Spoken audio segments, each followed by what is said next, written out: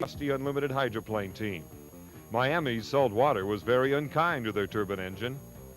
The Squire Shop, driven by this man, Mickey Riemann, came into the Miami final with 2 heat victories, but a clipped buoy ended his day.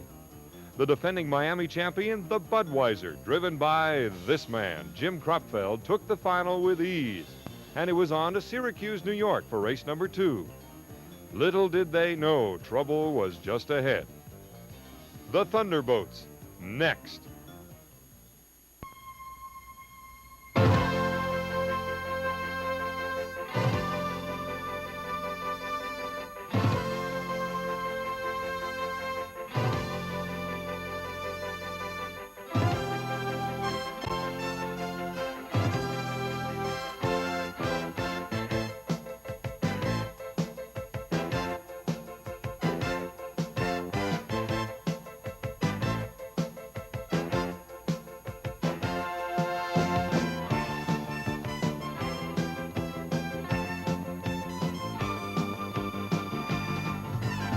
From Lake Onondaga, this is the Syracuse Budweiser Unlimited Hydroplane Regatta. Brought to you by Budweiser. For all you do, this Bud's for you.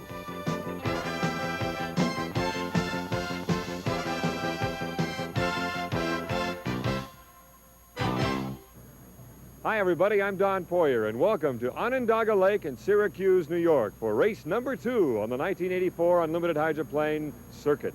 Now, the big concern right now is not necessarily what's going on in the pits this morning before racing, but what happened last night.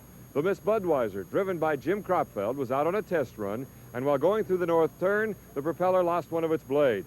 The vibration viciously tore apart the propeller shaft, ripped it out of its strut on the stern, and the back and the bottom of the boat were badly damaged. Now, Jim Hendrick, the veteran hydroplane announcer for the past 22 years, was down there with the crew last night when they made the decision. Now, Jim, what did they decide to do now for 84? Well, down the plans in 1984, of course, would be for Bernie Little to continue. This is his 22nd year. In fact, after a high-level meeting with his crew chief, Dave Cully, at the Budweiser truck, we had a chance to talk to the big guy.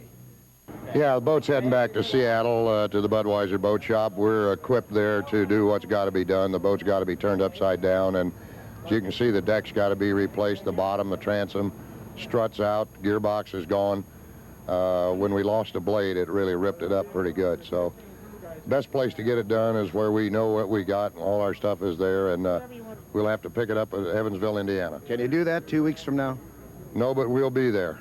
Regardless, the Budweiser Unlimited Thunderboat Regatta goes on today here at Onondaga Lake, and now let's check all the entries of Heat 1A. Scott Pierce from Seattle qualified at 121.902 in the U40 Fred Leland Special.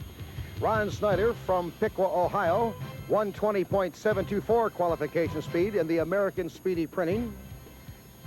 Milner Irvin in the Miss Renault checked in at 123.321. And the fastest qualifier of the past couple of days was Steve Reynolds from the Seattle area at 139.578 in the Miss Tosti Asti. And as we said, of course, Miss Budweiser not in competition today after winning our first event down in Miami. Now let's check all the combatants in Heat 1B. Tommy Deeth qualified the Light All-Star 2, which is a Merlin-driven powerboat at 121.163, had no success with the new turbine. The Chet's Music with Todd Yarling, last year's Rookie of the Year, 124.447 in Chet's Music. They had a fine showing at Miami last week. The Executone with George Johnson, looking to better things in the speed of 125.962.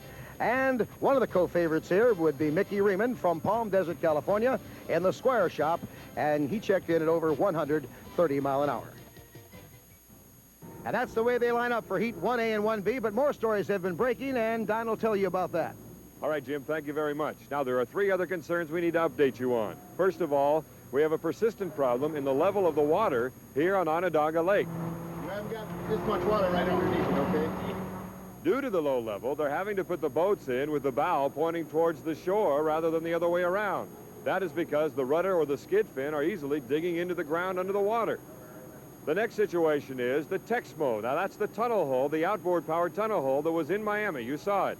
On the way back to Houston for more testing, their pull truck, the tow truck, caught on fire and was destroyed. Also destroyed all their engines. Somehow the crew was able to separate the boat and the trailer away from the truck to save the boat.